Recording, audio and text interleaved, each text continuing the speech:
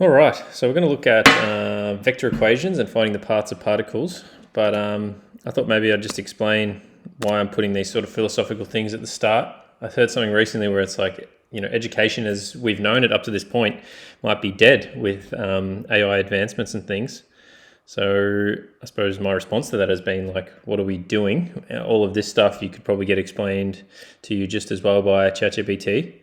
So I think for me at least, I think we need to have a sort of personal philosophy built into the work that we do, so we can sort of work out the nature of who we are and how to think. So because things are moving so quickly, and this channel is basically becoming mathematics explained by a human, probably pretty poorly compared to AI. So fascinating times that we're living in, but here's just something that I've been reading about recently, and just take a moment to maybe read that and dissect it.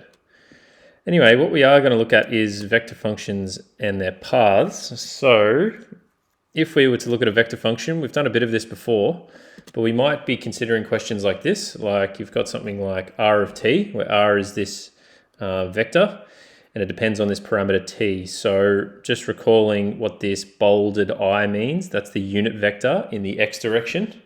And there's lots and lots of videos I've done about unit vectors. And then this j vector is the unit vector in the y direction, so we're sort of going up and down. And so this t, as we change the values of t, which t can be a real number, then we scale up that component in the x direction and similarly in the y direction. So we end up with a vector, r of t, which is sort of tracing out some path in space. So we might want to look at what something like that looks like. So we've got our regular Cartesian plane here. And if we want to trace out this vector given some values of t, so we've just put values of t between -2 and +2, and basically we can create a table of values. So we can see, just subbing in t equals -2, 2 plus -2 is 0. So the x component, the x coordinate, when t is -2 will be 0. And the y coordinate, by similar logic, will be -3. And you do that for all these points along, and you can create a table of values. And then you can basically sketch out that vector. And then that vector will trace out a path. And that path, if you just trace those points out, will look like this. And so you end up getting a parabola, which I think is pretty neat. And you're probably wondering, like, why do we need to go to all this effort just to draw a parabola when we can just define it nice and easily in Cartesian form? But this allows us to do much more complicated and interesting functions if we can sort of parameterize our vector functions. Anyway, so you get something like that, and then you can sketch it in. If you just follow that path, you get something like that. And then we can obviously play, we can just sort of see what it looks like again if we were to play those values of t from -2 to +2. And I should just point out, t doesn't necessarily represent time. T is just some parameter that we're considering here because we had negative time, which we obviously can't have, but t is just some parameter. And so we can say that the vector function r of t, which we have up here, assigns a point in the plane to each real value of t.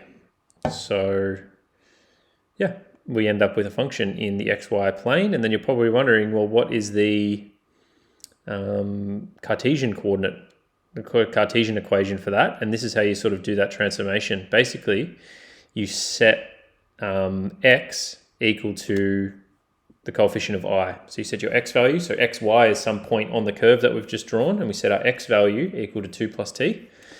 And then we set our y value equal to 1 minus t squared. And then basically we've got a system of simultaneous equations, and we want to solve for y in terms of x.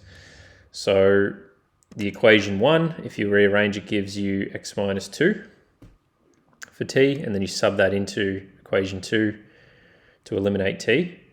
And then you get y equals 1 minus x minus 2 squared. And if you can recall from some of your parabolas, this would have a turning point at 2 and turning point at +2 and +1. So that corresponds to that point there, which is our turning point. So it seems to check out. And lastly, if you just expand it, you'll get that. Okay, so hopefully you can sort of see how vector functions might be useful. The only other thing to say is we're thinking about the domain and range of this function in terms of t. Then the domain is equal to the range of x of t. So x of t is 2 plus t. Whatever the range of that is the domain of our vector function.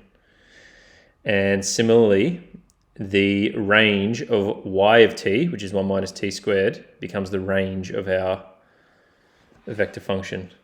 I encourage you to think about that. Maybe let me know why you think that might be the case. It's interesting to think about. It stumped me a little bit. I was like, why is it that the range of x of t is the domain of the vector function? But maybe I'll leave that as something for you to think about.